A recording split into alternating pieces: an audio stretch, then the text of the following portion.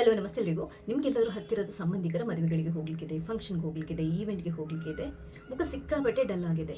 Beauty ಪಾರ್ಲರ್ಗೆ ಹೋಗಿ ಅರ್ಜೆಂಟಾಗಿ facial ಮಾಡ್ಕೊಂಡು ಬರೋಣ ಅಂತಂದರೆ 2ರಿಂದ 3 ಗಂಟೆ ಟೈಮ್ ವೇಸ್ಟ್ ಆಗುತ್ತೆ. ಅಷ್ಟೊಂದು ಟೈಮ್ ಇಲ್ಲ. ಅದರ ಬದಲಾಗಿ ಮನೆಯಲ್ಲೇ ಆರಾಮ್ಸೆ ಫೇಶಿಯಲ್ ಮಾಡ್ಕೋಬೋದಾ? ಜಸ್ಟ್ 1 ಗಂಟೆ ಒಳಗಡೆ ಖಂಡಿತವಾಗ್ಲೂ ಮಾಡ್ಕೋಬೋದು. ಒಂದು ಅದ್ಭುತವಾಗಿರುವಂತಹ ready to use facial kit ಬಗ್ಗೆ ಇವತ್ತು ನಾನು ಹೇಳ್ತಾ ಇದ್ದೇನೆ. ಇದು ಏನು ಅಂತಂದರೆ ಜಸ್ಟ್ 1 ಅವರ್ ನೀವು ಇದನ್ನ ಉಪಯೋಗ ಮಾಡಿದರೆ ಸಾಕು, ಮನೆಯಲ್ಲಿ ನಿಮಗೆ ಬ್ಯೂಟಿ ಪಾರ್ಲರಲ್ಲಿ ಏನು ಫೇಶಿಯಲಲ್ಲಿ ಗ್ಲೋ ಸಿಗುತ್ತಲ್ವ ಅದಕ್ಕಿಂತ ಡಬಲ್ ಗ್ಲೋ ಸಿಗುತ್ತೆ. ಇನ್ನೊಂದು ಏನು ಅಂತಂದರೆ ಇದರ ಬಗ್ಗೆ ಅತ್ಯದ್ಭುತವಾಗಿರುವಂಥ ಫೀಡ್ಬ್ಯಾಕ್ ಇದೆ. ನಾನು ಎಲ್ಲ ಸೈಟಲ್ಲಿ ಅಂದರೆ ಸರ್ಚ್ ಮಾಡಿದ್ರ ಬಗ್ಗೆ ಹೇಳ್ತಾ ಇದ್ದೇನೆ. ಸಿಕ್ಕಾಪಟ್ಟೆ ಒಳ್ಳೆಯ ಫೀಡ್ಬ್ಯಾಕ್ ಇದೆ, ಒಳ್ಳೆಯ ರಿಸಲ್ಟ್ ಕೊಡುತ್ತೆ ಅಂತಿದೆ. ಇನ್ಸ್ಟೆಂಟಾಗಿ ನಿಮ್ಮ ಸ್ಕಿನ್ಗೆ ಗ್ಲೋ ಸಿಗುತ್ತೆ. ಎಷ್ಟೇ ಡಲ್ ಆಗಿದ್ರೂ ಕೂಡ ನೀವು ಮಗಳ ಥರ ನಿಮ್ಮ ಸ್ಕಿನ್ ಹೊಳೆಯೋ ಹಾಗೆ ಮಾಡುತ್ತೆ. ಅದಕ್ಕೆ ಇದರ ಹೆಸರು ಬ್ರೈಡಲ್ ಅಂದರೆ ಇದರ ಹೆಸರೇ O3 bridal glow facial kit ಅಂತ ಅಂದ್ಬಿಟ್ಟು. O3 ಇವ್ರದ್ದು ಡಿ10 ಪ್ಯಾಕ್ ಬಗ್ಗೆ ನಾನು ಲಾಸ್ಟ್ ಟೈಮ್ ಒಂದು ವಿಡಿಯೋ ಹಾಕಿದೆ. ರೆಡಿ ಟು ಯೂಸ್ ಡಿ10 ಮಾಸ್ಕ್ ಇದೆ, ಅದರ ಬಗ್ಗೆ ಕೂಡ ತುಂಬ ಒಳ್ಳೆಯ ಫೀಡ್ಬ್ಯಾಕ್ ಇದೆ.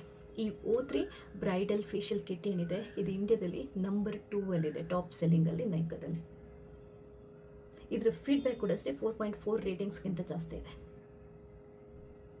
ಹಾಗಾದರೆ ಇದರಿಂದ ಇದನ್ನ ಯಾವ ಥರ ಉಪಯೋಗ ಮಾಡ್ಬೋದು? ನೀವು ಇದನ್ನ ಬೈ ಮಾಡಬೇಕು ಅಂತಂದರೆ ಈ ವಿಡಿಯೋದಲ್ಲಿ ನಾನು ಲಿಂಕ್ ಹಾಕಿರ್ತೇನೆ. ಆರಾಮ್ಸೆ ನೀವು ಆನ್ಲೈನಲ್ಲೇ ಒರಿಜಿನಲ್ ಬ್ರ್ಯಾಂಡ್ ಪ್ರಾಡಕ್ಟನ್ನು ಬೈ ಮಾಡ್ಬೋದು.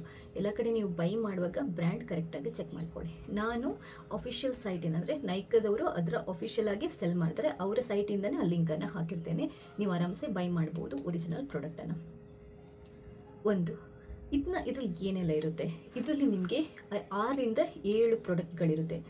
ಕ್ಲೆನ್ಸರ್ ಇರುತ್ತೆ, ಬ್ರೈಟ್ನಿಂಗ್ ಟಾನಿಕ್ ಇರುತ್ತೆ, ಬ್ರೈಟ್ನಿಂಗ್ ಅಂದರೆ ಮಸಾಜಿಂಗ್ ಕ್ರೀಮ್ ಇರುತ್ತೆ, ಸೆರಮ್ಗಳಿರುತ್ತೆ, ಫೈನಲ್ ಮಾಸ್ಕ್ ಇರುತ್ತೆ, ಸನ್ಸ್ಕ್ರೀನ್ ಲೋಷನ್ ಕೂಡ ಇರುತ್ತೆ. ಒಂದು 5-6 ಪ್ರಾಡಕ್ಟ್ಗಳಿದೆ.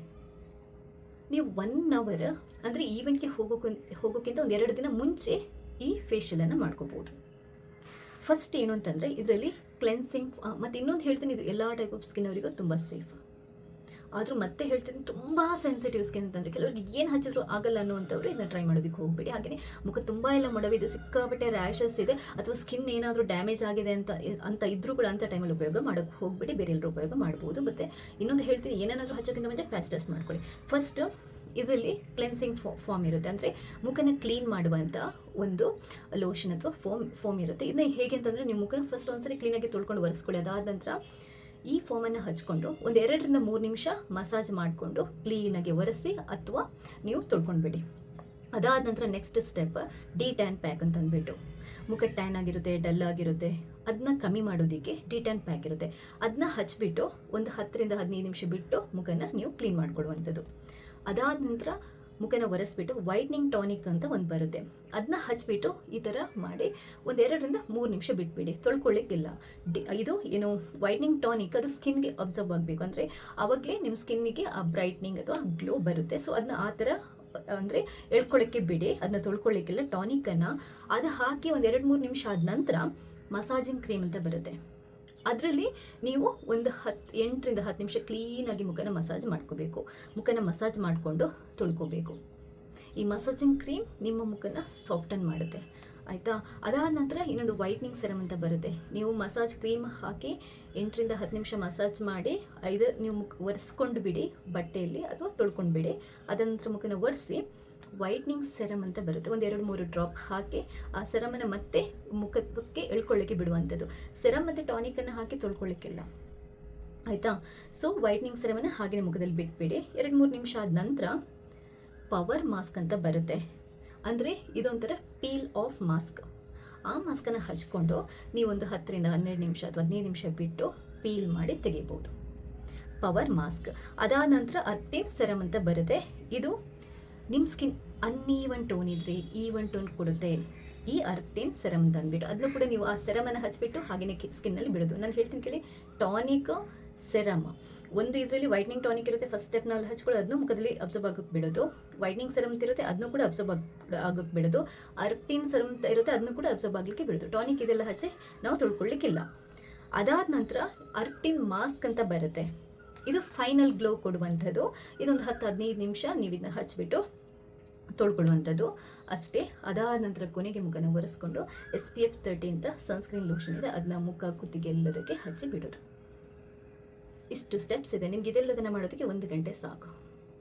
ಸಲೂನಲ್ಲಿ ಹೈ ಎಂಡ್ ಸಲೂನಲ್ಲಿ 7-8 ಸ್ಟೆಪ್ಸ್ ಅಂದರೆ ಬ್ರೈಡಲ್ ಲೈಕ್ ಗ್ಲೋ ಸಿಗಬೇಕು ಅಂತಂದರೆ, ಬ್ರೈಡಲ್ ಗ್ಲೋ ಫೇಶಿಯಲ್ ಅಂತಂದರೆ ಈ ಥರ 7-8 ಸ್ಟೆಪ್ಸ್ಗಳಿರುತ್ತೆ. ಇದೆಲ್ಲದನ್ನು ಫಾಲೋ ಮಾಡ್ತಾರೆ. ಈ ಹೈ ಎಂಡ್ ಸಲೂನ್ಗಳಲ್ಲಿ ಒಂದು ಬ್ರೈಡಲ್ ಗ್ಲೋ ಫೇಶಿಯಲ್ ಅಂತ ಅಂದರೆ 7ರಿಂದ 8-10 ಸ್ಟೆಪ್ಸ್ ಇರುತ್ತೆ.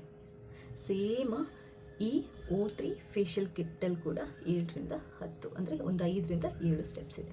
ಸೊ ನೀವು ಅಲ್ಲಿ ಏನು ಮಾಡಿದ್ರೆ ನೀವು ಮನೇಲಿ ಕೂಡ ಅದನ್ನೇ ಮಾಡ್ತೀರಾ. ಸೊ ಆದ್ದರಿಂದ ಸಲೂನ್ಗಳಲ್ಲಿ ನಿಮ್ಗೇನು ಗ್ಲೋ ಸಿಗುತ್ತೆ ಅದೇ ಅಥವಾ ಅದಕ್ಕಿಂತ ಚೆನ್ನಾಗಿರೋ ಗ್ಲೋನೇ ನೀವು ಇದನ್ನ ಉಪಯೋಗ ಮಾಡಿ ಮನೆಯಲ್ಲೇ ಪಡ್ಕೋಬೋದು. ಇದರ ಬಗ್ಗೆ ಅಷ್ಟು ಚೆನ್ನಾಗಿದೆ, ಅಷ್ಟು ಸುಲಭವಾಗಿ ಮಾಡ್ಬೋದು. ನಿಮ್ಗೆ ಇದೆಲ್ಲದನ್ನು ಯಾವ ಥರ ಮಾಡೋದು ಅಂತ ಅವ್ರದ್ದೊಂದು ಮ್ಯಾನ್ಯಲ್ ಅಥವಾ ಇನ್ಸ್ಟ್ರಕ್ಷನ್ ಗೈಡ್ ಇರುತ್ತೆ, ಅದರಲ್ಲಿರುತ್ತೆ. ನೀವು ಸ್ಟೆಪ್ಸನ್ನು ಕರೆಕ್ಟಾಗಿ ನೋಡ್ಕೊಂಡು ಫಾಲೋ ಮಾಡಿ.